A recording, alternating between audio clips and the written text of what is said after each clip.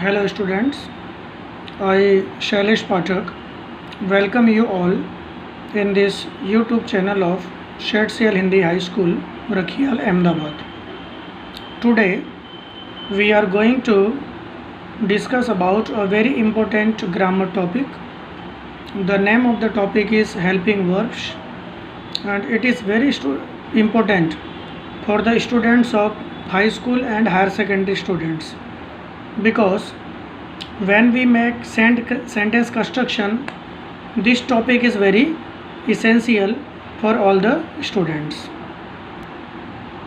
बच्चों, प्राइमरी से हम इस टॉपिक के बारे में पढ़ रहे हैं, लेकिन अभी भी वाक्य बनाते समय हम बहुत बार क्रियापदों की गलतियां करते हैं।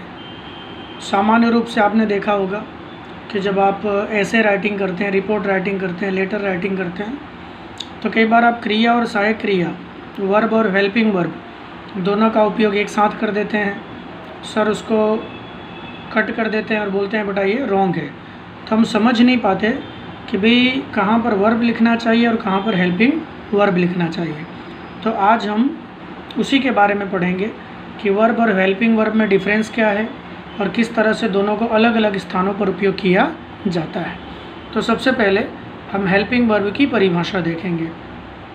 तो बेटा जिस समय वाक्य में, जिसको इंग्लिश में सेंटेंस कहा जाता है, जिस समय वाक्य में क्रियापद वर्ब न हो, फिर से सुनिएगा, जिस समय वाक्य में क्रियापद वर्ब न हो तो उस समय वाक्य पूर्ण करने में सहायता करने वाले पद को, कारक को सहायक क्रियापद, इंग्लिश में हेल्पिंग वर्ब कहा जाता है।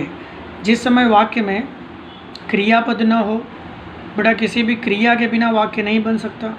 अगर वाक्य में क्रियापद नहीं है तो क्रिया के स्थान पर जिस पद का, जिस कारक का उपयोग किया जाता है उसे हेल्पिंग वर्ब कहा जाता है। बेटा इसे दूसरे शब्दों में ऑक्सिलरी भी कहा जाता है। फिर से सुन लीजिए, इसे दूसरे शब्दों में ऑक्सिलरी भी कहा जाता है।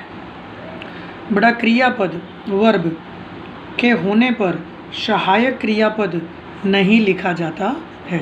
अगर वाक्य में पहले से क्रियापद दिया गया है तो वहाँ पर किसी भी कंडीशन में हेल्पिंग वर्ब को लगाया जाएगा नहीं। अब हम एग्जाम्पल के लिए कुछ वाक्य देखते हैं कि जहाँ हम बहुत बड़ी गलतियाँ करते हैं। जैसे यहाँ पर दिया है रामू वहाँ जाता है। अब हम लोग गलती क्या करते हैं कि पहले हम देखते हैं कि रामू है, तो हम लोग क्या लिखेंगे कि रामू है, तो हम लिखते हैं रामू है यानी इस। फिर लिखते हैं जाता, तो जाना यानी गो, तो हम लोग क्या देखते हैं कि भाई प्रेजेंट टेंस का वाक्य है तो क्रिया का पहला रूप आएगा।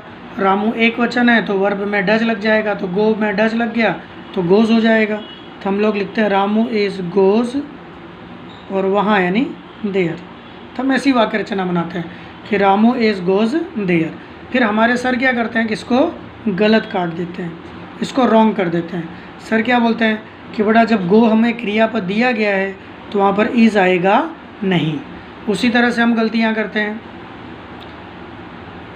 रेखा ने पुस्तकें सजाया था, तो हम लोग क्या बोलते हैं कि रेखा था, तो हम बोलेंगे रेखा था यानी वॉज। सजाया था पास्ट टेंस हो गया, तो सजाना यानी डेकोरेट, तो डेकोरेट का पास्ट टेंस हो गया डेकोरेटेड। और पुस्तकें तो हम लिख देते हैं बुक्स। फिर सर हमको गलत काट देते हैं, बोले जब डेकोरेटेड क्रियापद यहाँ पर वर्ब दिया है तो बेटा यहाँ पर वाज आएगा नहीं। पहले में सर बोलते हैं इज नहीं आएगा, दूसरे में बोलते हैं वाज नहीं आएगा। उसी तरह से हम कठिन कार्य करते हैं तो हम हैं, तो वी आर। कठिन कार्य करते तो कार्य करना यानी वर्क, तो वी आर वर्क। कठिन यानी हार्ड। अब यहाँ पर हम वर्क भी लिख देते हैं, आर भी लिख देते हैं। फिर सर यहाँ पे काट देते हैं, बोले बेटा यहाँ पर आर आएगा नहीं। अब हम लोग ये नहीं समझ पाते आज तक कि भाई ऐसा क्यों हो रहा है। भाई था आ गया तो वास क्यों नहीं आ रहा है आ गया तो आर क्यों नहीं आ रहा है, यहाँ पर भी है आ गया तो इस क्यों नहीं आ रहा है। ये कन्फ्यूज़न हमारे मन में हमेशा बना रहता है।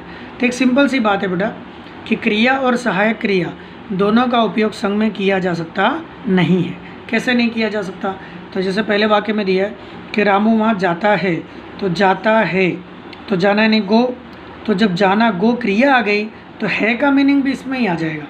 हम संग में इज नहीं लिख सकते। तो है यानी प्रेजेंट टेंस हो गया। अब प्रेजेंट टेंस में जो भी वर्ब होता है उस वर्ब में डू या डज लगाया जाता है।